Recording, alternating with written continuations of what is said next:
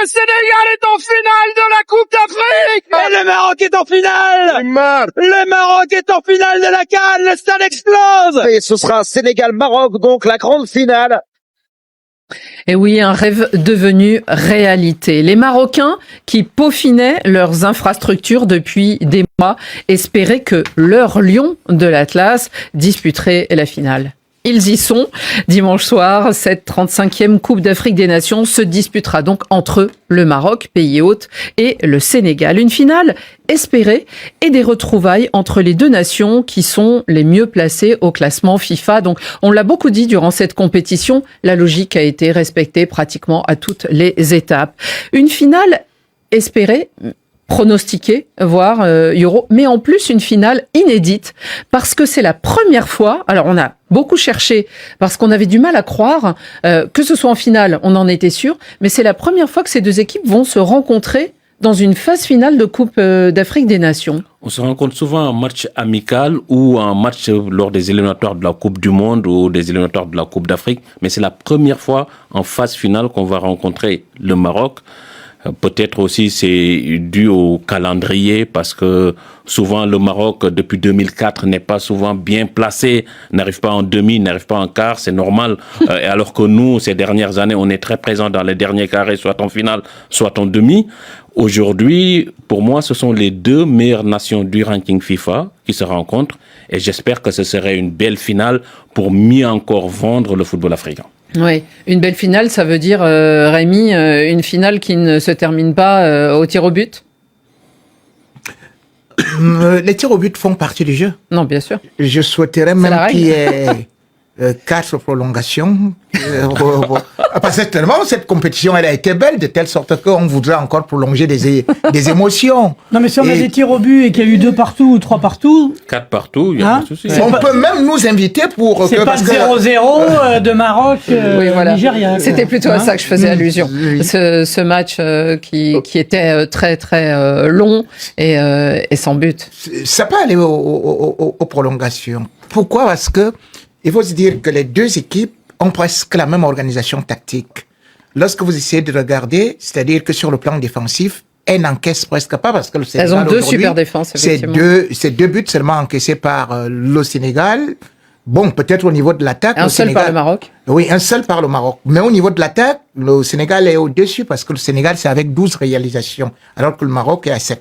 Donc aujourd'hui, c'est des équipes qui sont presque dans le même système de jeu et qui ont cette façon de faire et le pressing et le contre-pressing. C'est-à-dire qu'à la perte du ballon, immédiatement, elles attaquent et c'est pour cela que l'Égypte en a beaucoup souffert. L'Égypte, pourtant, qui a fait une démonstration face presque à la Côte d'Ivoire dans ce domaine-là.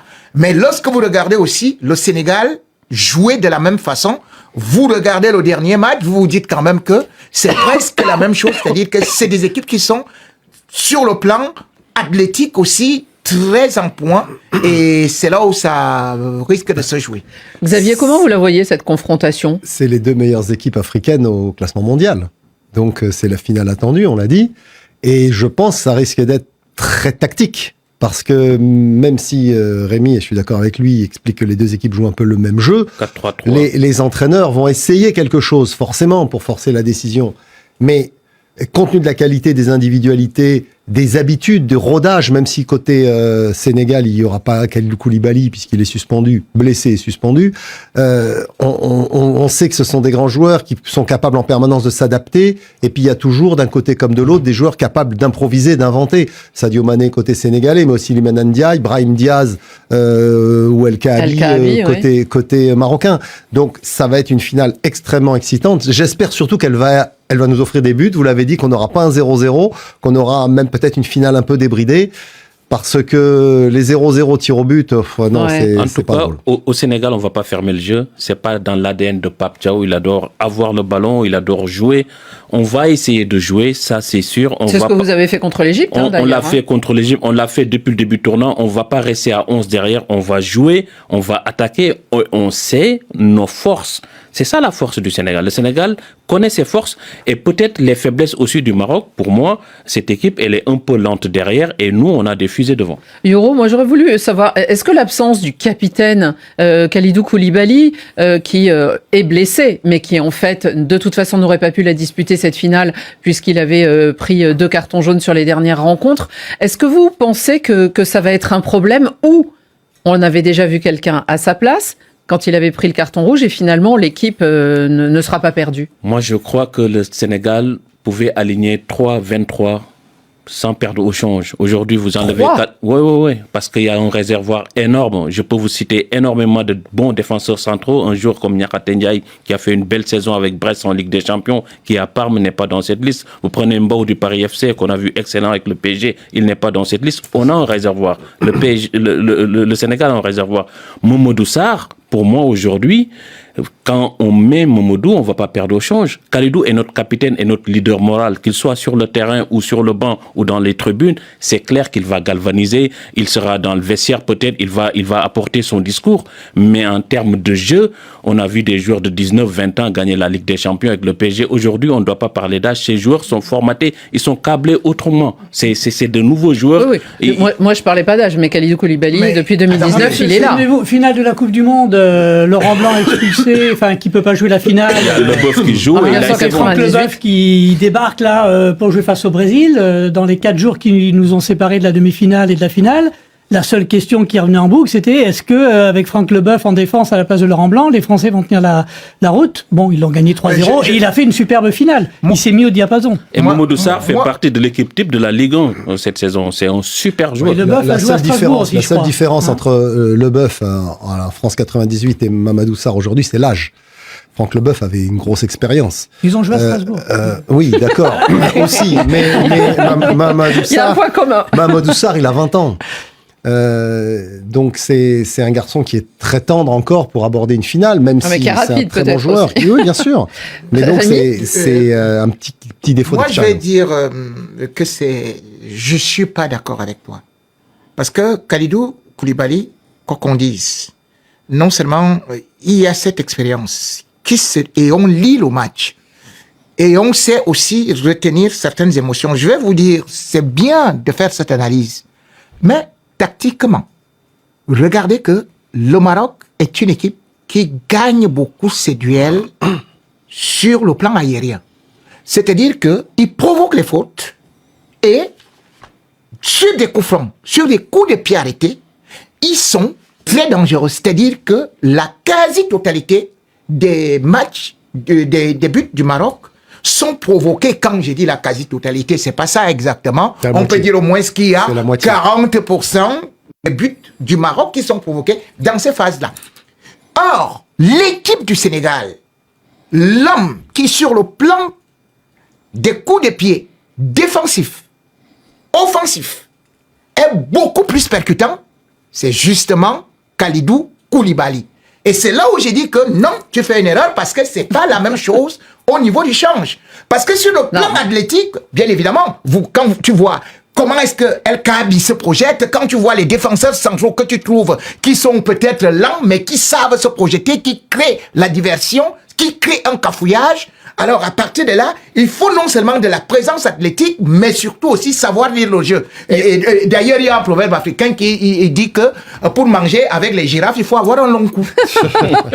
Yoro, vous n'avez pas dit qu'il allait faire le même jeu, vous avez juste dit qu'il serait à la hauteur de l'enjeu. En fait, déjà, sur le jump, il a un très bon jeu de tête, Mamadou Sarr. Et il fait presque 1m90, il est très grand, il est très bon de la tête, il est très rapide, très technique. Il joue des 2 pieds comme Kalidou Koulibaly. Après, oui, Kalidou est beaucoup plus expérimenté, on le sait. Il a joué quand même une finale de CAN, celle de 2019, il était encore suspendu. Et ça nous a porté préjudice, puisqu'on a pris un but très tôt dans le jeu, à la 3e minute face à l'Algérie, on n'est jamais revenu. Kalidou, c'est notre taulier. Mais je veux dire aujourd'hui que Mamadou Sarr a l'expérience, il a joué la Coupe du Monde des clubs avec Chelsea, il sait les grands rendez-vous, et pour moi, aujourd'hui, il peut répondre parce qu'à ses côtés, il y a un Niakhaté qui est expérimenté, qui a 28 ans, qui a 29 ans, qui est très bon, qui peut replacer le jeune. Et sur les côtés aussi, on a des joueurs d'expérience comme Crépin Diatta. Mais vous avez, c'est vrai, on a des joueurs d'expérience sur les côtés. Et c'est là où le match va se jouer. Parce que de l'autre côté, vous avez un doublon. C'est-à-dire que, par exemple, Hakimi, qui sera bel et bien là avec Brahim Diaz. C'est vrai que la dernière fois, j'ai quand même vu comment est-ce que Mohamed Salah a eu des difficultés de passer vers les couloirs. Mais j'ai dit quand même qu'il faut savoir que c'est aussi le côté fort des Marocains. Oui. Donc vous risquerez être vous neutralisé parce que justement, vous gagnez des matchs à partir du fait que vous évoluez dans des couloirs.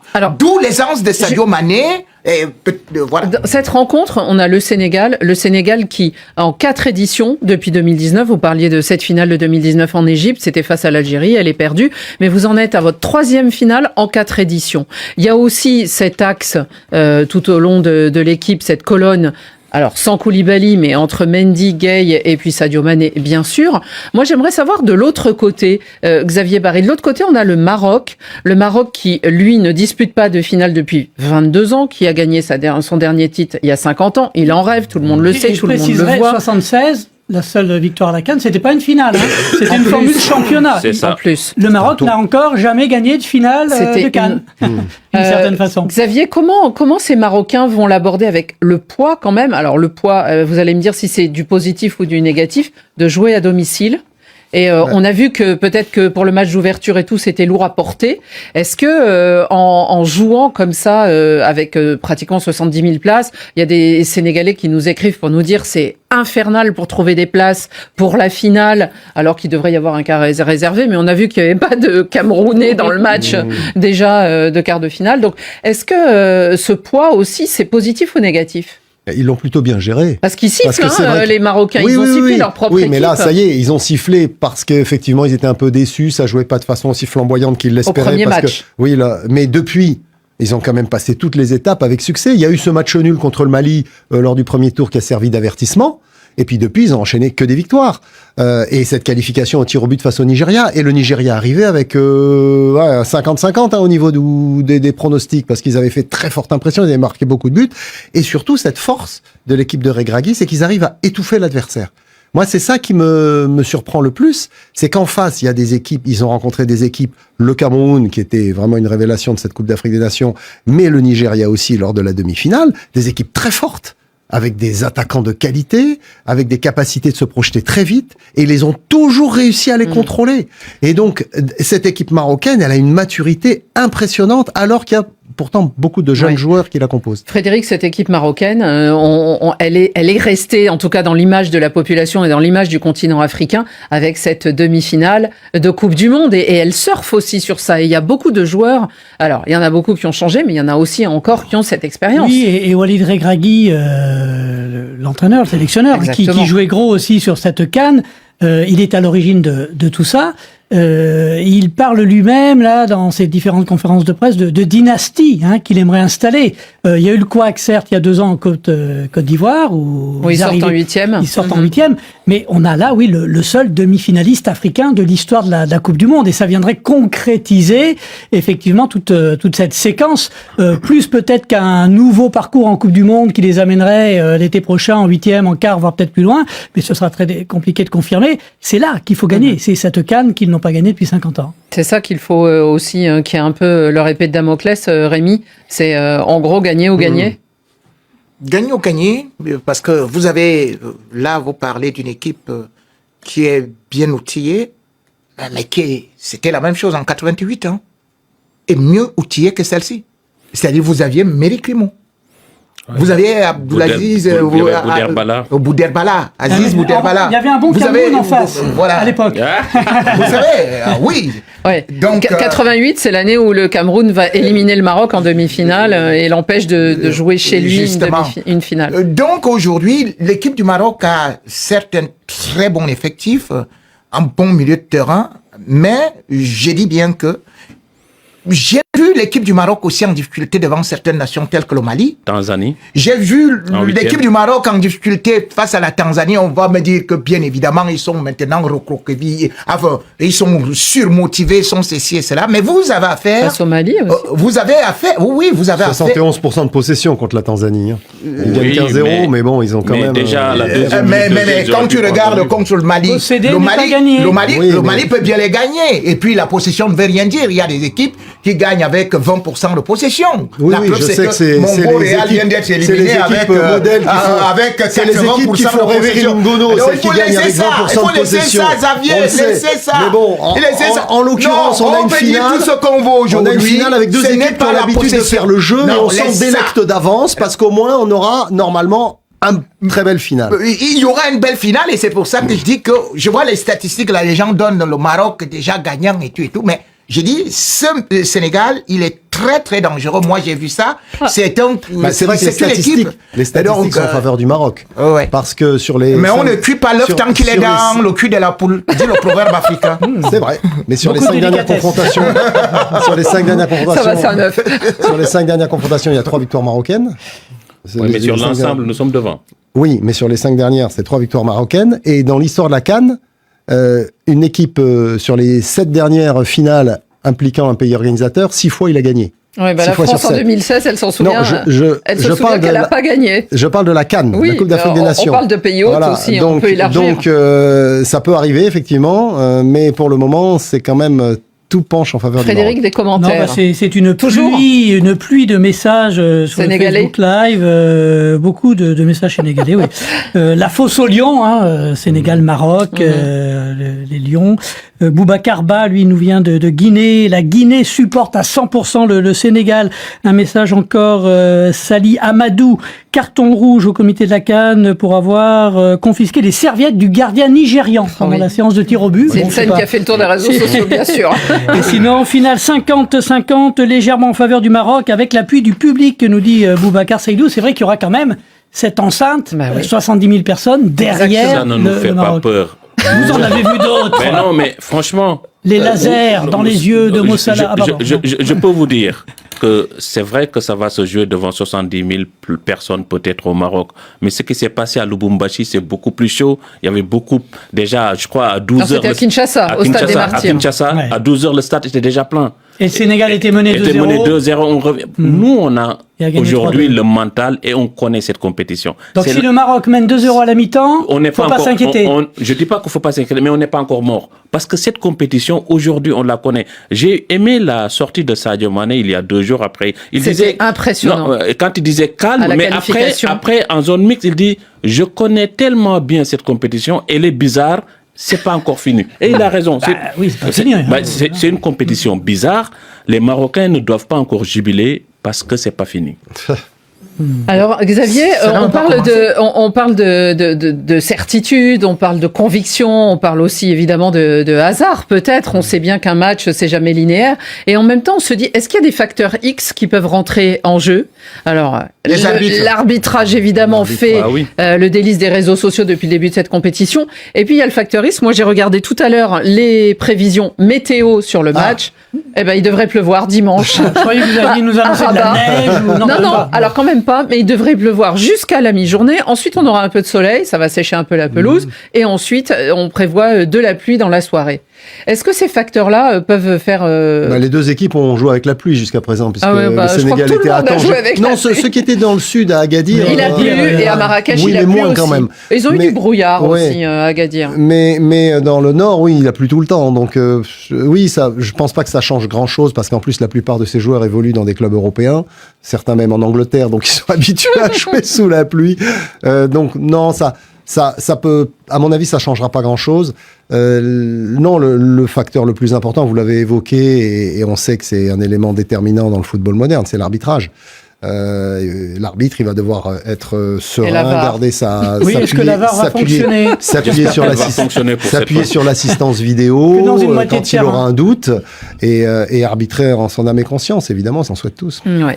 2 ballons d'or se feront face à face en plus durant cette rencontre. On aura d'un côté l'icône, Sadio Mané. Je crois que il a déjà prouvé beaucoup de choses dans cette compétition et sur le continent. Et puis il y a Achraf Hakimi. Achraf Hakimi, il a eu beaucoup de mal. Il a beaucoup travaillé, Frédéric, pour revenir à ce niveau-là. On se souvient, blessé pendant la Ligue des Champions, et il a eu sûrement un traitement de champion pour se remettre de sa grave entorse à la cheville. Oui, dans les jours qui ont suivi cette entorse, la question c'était de savoir s'il pourrait disputer ne serait-ce qu'un match à cette Coupe d'Afrique des Nations. Et puis, souvenez-vous, on l'a vu quand il est allé chercher son ballon d'or africain avec sa trottinette. Là. Non, mais ça montre bien qu'on faisait attention, pas d'appui au sol. Et on l'a vu rentrer dans la compétition progressivement. Mais c'est pas encore le grand Achraf Hakimi qui fait des différences à lui tout seul, même s'il a failli marquer sur coup franc. Là, ça pourrait être la belle histoire, un but d'Achraf Hakimi en finale. Je dirais presque, c'est presque le point faible, ou en tout cas un peu incertain de l'équipe du Maroc, parce qu'il est rentré il est rentré lors du 3e match, à la fin, pendant le 3e match. À la fin. Il a joué depuis régulièrement, mais il n'a pas l'impact qu'il a d'habitude, mais c'est normal. Il a joué que 3 matchs et demi depuis qu'il a repris la compétition. Et il n'a pas complètement le même rôle en sélection qu'au PSG, où là, on le voit au four et au moulin. Oui, mais bon, il peut apporter plus, effectivement, je suis d'accord. Donc je pense que de toute façon, s'il apporte pas plus, c'est que pour le moment, il peut peut-être pas apporter plus non plus. Il y a encore un manque de rythme. Il est peut-être au four et au moulin, mais vous voyez les magnifiques illustrations qu'il y a derrière nous pour ceux qui nous regardent. Et vraiment, il est là dans les couleurs, évidemment, rouge et verte que porte ce Maroc. Achraf Hakimi, c'est peut-être pas la pièce maîtresse de Walid Regragui, Rémi.